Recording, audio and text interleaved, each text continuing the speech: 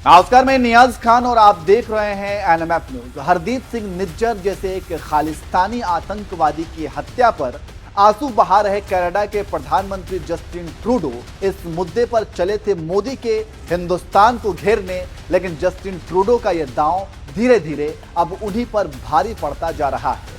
क्योंकि एक तो जहां मोदी सरकार ने भी टिट फॉर टैट वाले अंदाज में मुंहतोड़ जवाब देना शुरू कर दिया है, तो वहीं दूसरी तरफ अपने देश में जस्टिन ट्रूडो पर इस्तीफा देने का दबाव भी बढ़ता जा रहा है, जिससे घबराए ट्रूडो अब बैकफुट पर नजर आने लगे हैं। देखिए क्या है पूरा मामला।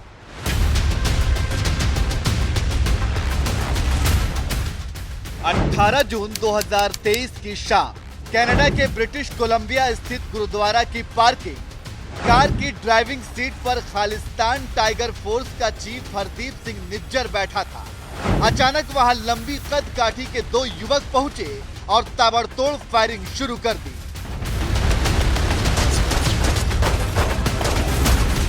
खालिस्तानी आतंकी निज्जर की मौके पर ही मौत हो गई। निज्जर को भारत ने भगोड़ा घोषित किया था और इस पर 10 लाख रुपए का इनाम भी था।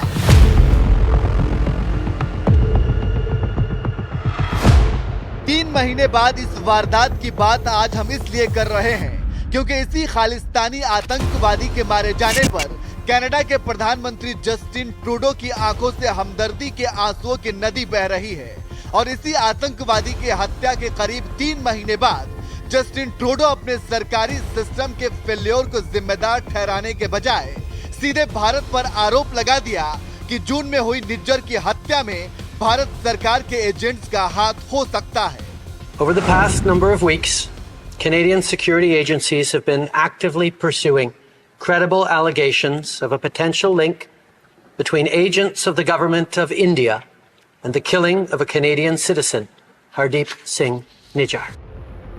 कनाडा के PM Justin Trudeau House of Commons में सरेआम बिना कोई सबूत के भारत पर खालिस्तानी आतंकी की हत्या के आरोप लगा रहे हैं। पीएम ट्रूडो का ये बयान ऐसे समय आया जब खालिस्तानी आतंकवादी भी निज्जर की हत्या का आरोप भारत पर लगा रहे हैं, जिससे एक बात तो साफ हो गई कि कनाडा पीएम जस्टिन ट्रूडो भी खालिस्तानी जुबान बोल रहे हैं, क्योंकि उनकी सरकार ही खालिस्तान समर्थक पार्टी के दम पर टिकी है। इसलिए उन्होंने आतंकी निज्जर की हत्या को अपनी सरकार की नाकामी बताने के बजाय भारत पर बेबुनियाद आरोप लगा दिया। एक खालिस्तानी आतंकी की हत्या पर भारत और कनाडा जैसे दो देशों के बीच एक ऐसा विवाद छिड़ गया, जिसके बाद कनाडा ने भारतीय दूतावास के अधिकारी को देश छोड़ने के लिए कह दिया। फिर भारत ने भी पलटवार करते हुए कनाडा दूतावास के अधिकारी को देश छोड़ने के लिए कह दिया। इसके बाद मोदी सरकार 2 कदम और आगे जाते हुए कनाडा के नागरिकों के लिए भारतीय वीजा ही सस्पेंड कर दिया। कुछ ही दिनों बाद भारतीय जांच एजेंसी एनआईए ने मोस्ट वांटेड खालिस्तानी आतंकियों की लिस्ट जारी कर दी। इस लिस्ट में शामिल ज्यादातर खालिस्तानी आतंकवादी कनाडा में ही छिपे हैं, जिनके खिलाफ भारत ने एक्शन की मांग कर दी। भारत की ये बात जल्द ही सच साबित हुई जब भारत के पंजाब का गैंगस्टर सुखदुल सिंह सुक्खा की कनाडा में हत्या कर दी गई।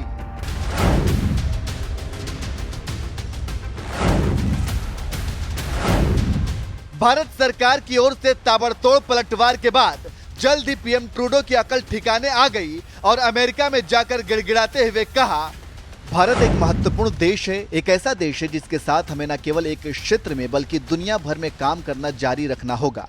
हम उकसाना नहीं चाहते हैं और ना ही समस्याएं खड़ी करना चाहते हैं, लेकिन हम कानून के शासन के महत्व के बारे में स्पष्ट हैं और कनाडाई लोगों की रक्षा करने और मूल्यों के लिए खड़े होने के महत्व के बारे में स्पष्ट हैं। इसलिए हम भारत सरकार से आह्वान करते हैं कि वो मामले की सच्चाई को पता करने और न्याय और जवाबदेही सुनिश्चित करने के लिए हमारे साथ काम करें। जिस वक्त 21 सितंबर को अमेरिका में पीएम ट्रूडो अपने देश कनाडा की कानून व्यवस्था का बखान कर रहे थे, उसी दिन कनाडा की कानून व्यवस्था का जनाजा निकालते हुए एक और खालिस्तानी आतंकवादी को मौत के घाट उतार दिया गया। इस बार विनिपेग सिटी के हेजल्टन ड्राइव रोड पर स्थित कॉर्नर हाउस के फ्लैट नंबर 203 में सुखदुल सिंह उर्फ सुक्खा दुनेके के सिर में सरेआम 9 गोलियां उतार दी, जिससे वो भी जहन्नुम पहुंच गया। उसके सिर में गोलियां उतारने से पहले शूटर ने सुक्खा से कहा, गोल्डी के भाई गुरलाल बराड़ की हत्या में तेरा पूरा हाथ था, जिस तरह से सुक्खा की हत्या की गई, उससे एक बात तो साफ हो गई कि जब से जस्टिन ट्रूडो ने कनाडा की कमान संभाली है, इसे खालिस्तानी आतंकवादियों और भारत से भागे गैंगस्टर का ऐसा गढ़ बना दिया कि जिसकी कीमत आज कनाडा के लोगों को भुगतना पड़ रहा है। क्योंकि सुक्खा की हत्या के बाद से ही लॉरेंस बिश्नोई ग्रुप के नाम से एक फेसबुक पोस्ट वायरल होने लगी, जिसमें दावा किया गया कि सुक्खा को मारकर गोल्डी बराड़ के भाई गुरलाल बराड़ की हत्या का बदला लिया गया है।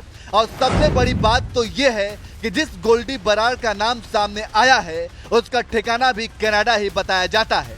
इसी कनाडा में बैठकर गोल्डी बराड़ भारत में भी गैंग ऑपरेट करता है और उसी पर सुक्खा की हत्या का आरोप भी लग रहा है।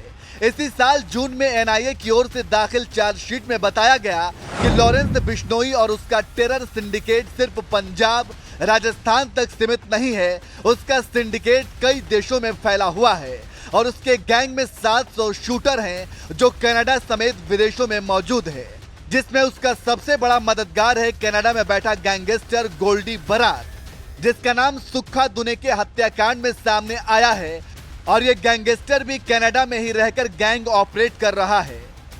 कनाडा में हो रहे इसके गैंग वॉर के बाद से ही पीएम जस्टिन ट्रूडो की मुश्किलें बढ़ गई हैं, क्योंकि उन्हें तो ये लगा कि खालिस्तानी आतंकी निज्जर की हत्या का आरोप भारत पर लगाकर बच जाएंगे, लेकिन सुक्खा दुनेकी की हत्या ने पीएम ट्रूडो की और फजीहत करवा दी है। अब तो कनाडा में ही जस्टिन ट्रूडो से इस्तीफे की मांग होने लगी है और ये इस्तीफा कोई और नहीं, उन्हीं के लिबरल पार्टी के नेता मांगने लगे हैं। निज्जर की हत्या के मामले में भारत सरकार को कोसने चले कनाडाई पीएम ट्रूडो अब अपने देश में ही घिर गए हैं। लिबरल पार्टी के पूर्व नेता जस्टिन ट्रूडो से इस्तीफे देने की मांग करने लगे हैं। कनाडा के पूर्व उप प्रधानमंत्री जॉन मेलनी ने एक बयान में कहा, अगले चुनाव तक ट्रूडो 10 साल तक प्रधानमंत्री बन चुके होंगे, अब उनको इस्तीफा दे देना चाहिए और आगे प्रधानमंत्री की दावेदारी नहीं पेश करनी चाहिए, क्योंकि परिस्थितियां अब उनके अनुकूल नहीं हैं। खालिस्तानी आतंकी निज्जर की हत्या के मामले में भारत को घेरने चले पीएम ट्रूडो को कनाडा के पत्रकार ने भी जमकर लताड़ा है। वहां के वरिष्ठ पत्रकार टेरी ग्लेविन ने कनाडा के अखबार नेशनल पोस्ट में लिखा, सोमवार को जब कनाडा की संसद शुरू हुई तब हाउस ऑफ कॉमन्स की बैठक में आसमान छूते कमरों के किराए, घर की बढ़ती कीमतें, महंगे होते भोजन, ईंधन की बढ़ती लागत और कनाडाई लोगों के दुख दर्द पर बात होनी चाहिए थी। लेकिन 24 घंटे के अंदर ट्रूडो ने एक मनोरंजक अंतर्राष्ट्रीय कहानी बनाई। ये कहानी नाटो की राजधानियों को केंद्र में रखकर बनाई गई थी और ट्रूडो ने इसमें कामयाबी भी हासिल की। ट्रूडो ने खुद को कहानी के वीर बहादुर व्यक्ति की तरह आगे रखा और अब तक ये काम जारी है।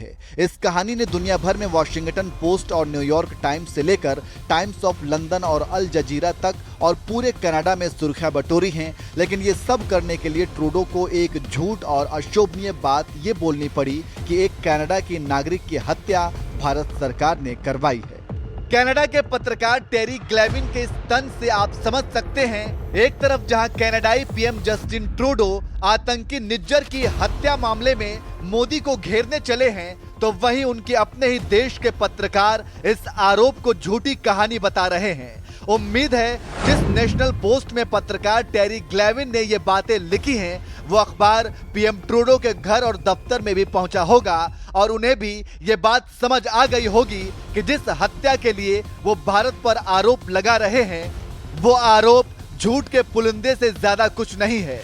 ऐसे में उनके लिए बेहतर यही होगा कि अपनी सरकार की नाकामी का ठिकरा भारत पर फोड़ने के बजाय कनाडा की सुरक्षा व्यवस्था पर ध्यान दें और एक एक कर कनाडा की धरती से खालिस्तानी आतंकवादियों का सफाया करें। इस काम में उनकी मदद भारत की जांच एजेंसी एनआईए भी करने के लिए तैयार है, जिसने हाल ही में 42 मोस्ट वांटेड गैंगस्टरों की ऐसे लिस्ट जारी की है, जिसमें से ज्यादातर गैंगस्टर का ठिकाना कनाडा में ही है। इस लिस्ट में उस सुक्खा का नाम भी शामिल था, जिसे हाल ही में कनाडा के विनिपेग में 9 गोलियां दागकर मौत के घाट उतार दिया गया।